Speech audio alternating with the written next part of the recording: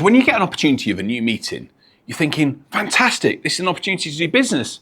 And then goes to crap. And why does that happen? There are 7 key mistakes that I see business owners make on a regular basis. I even watched one of my team have a conversation with someone who was a business owner. We generated a lead for them, and then they effed it up. They're doing 7 bad things. So I want you to avoid that. And here's what they are. We're going to go into them. I'm going to make sure you don't do the same thing and ruin the chance of turning a meeting into something that goes nowhere. You've been given the opportunity of a meeting with someone. It's a chance. You've done the hard work. They've committed their time. The key thing is, what do you do next? And the reality is you've got a chance of it being successful, but you've also got a chance of it failing if you get things wrong. There are so many times when I see people take the wrong action at the wrong time, and that's what costs them dear. And I don't want you to be in the same position. So here are the 7 things to avoid doing in the first meeting with a new prospect. Point number 1 is this. Don't pitch before asking questions and finding out where they are with things. So my team at Growth Resourcing, we book calls and meetings for people. And we booked a call for someone and we were like, okay, let's listen into how the other person, the guy that we're booking meetings for, is running the call. And the first thing they did is they said, would it help if we talk through what we do and how we operate? And I was like, no.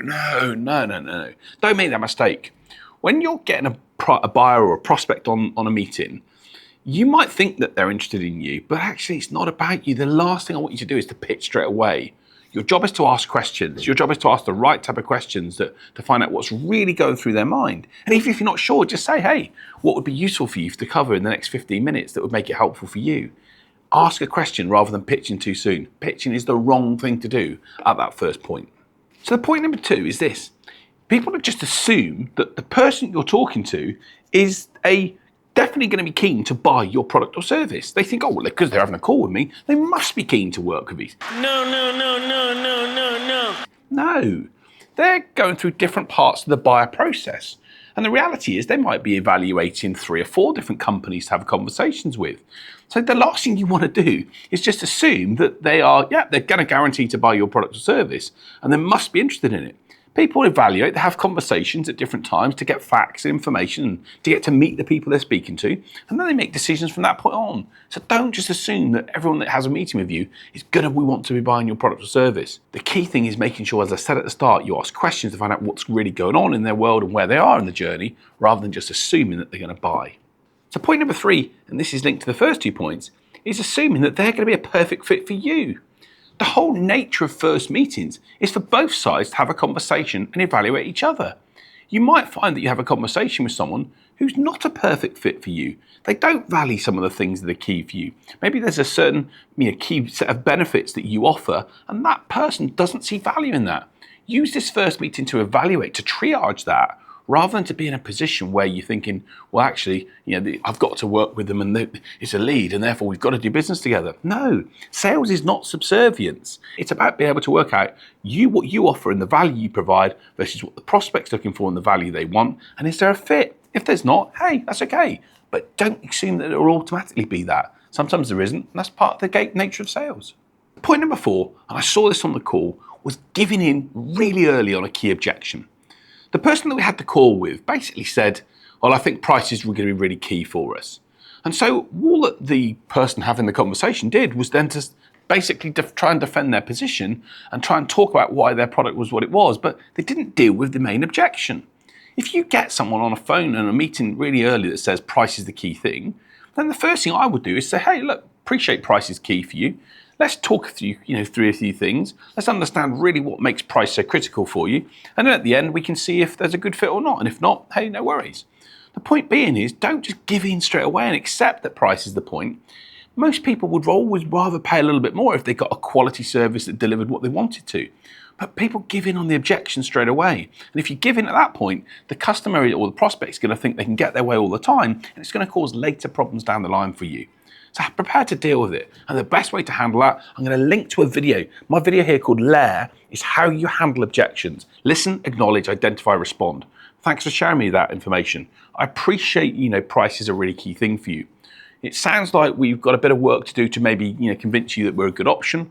But what can I share with you that would make you think it's maybe worth investing a little bit more in?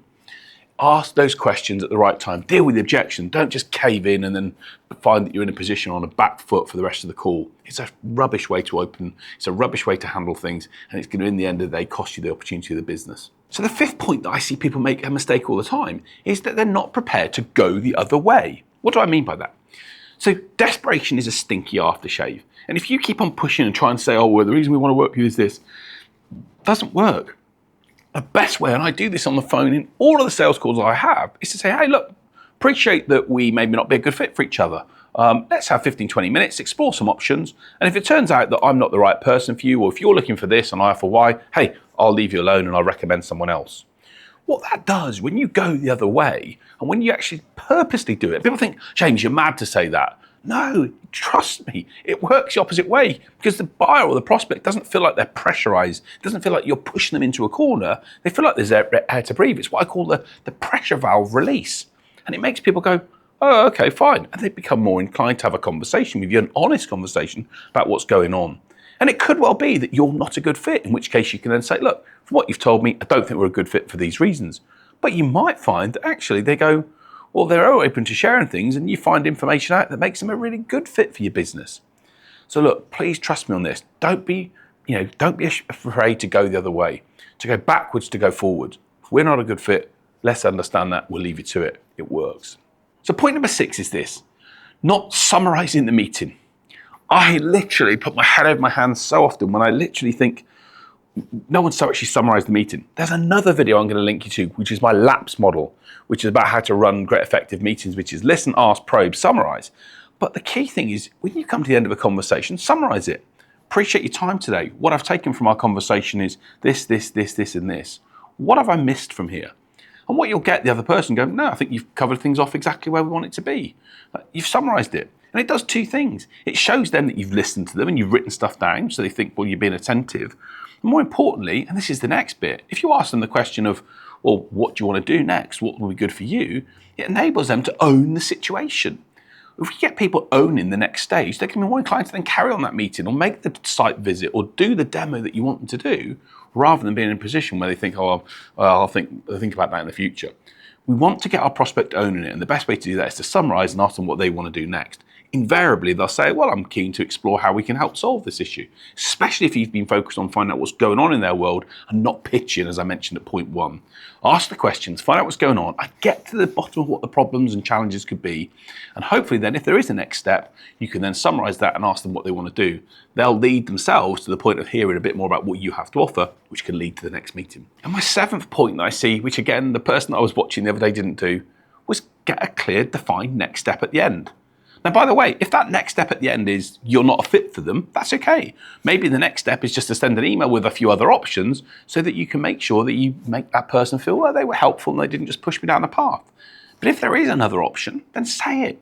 Look, I've really enjoyed our conversation. It sounds like you're open to looking at some other options for moving things forward.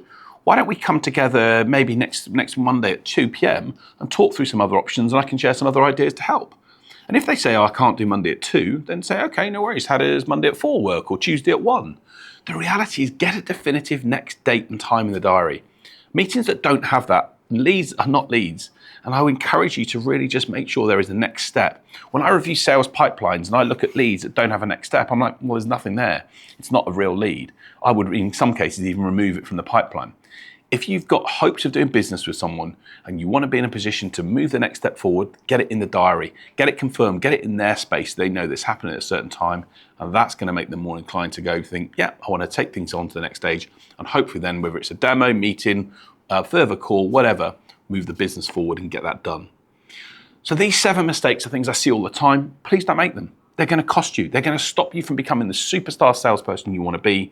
And if you really want to become good, if you really want to get things to the next level, if you really want to make sure the hard work that you've done doesn't get undermined, then make sure you follow these steps and don't make these mistakes. They're going to cost you. I don't want that. So look, lots of videos that I'm sharing that are giving you insights and value. As I say, my LAPS model, I'll put another link into LAPS, and I'll also put a link into Lair, which is another video you can use to handle objections. These videos, alongside all of my other content, are there to help you become super successful in selling. I know I can help you.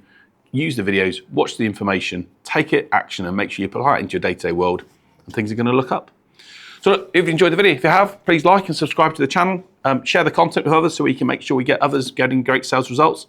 But if you have enjoyed it, then I'll see you at the next video really soon. Take care.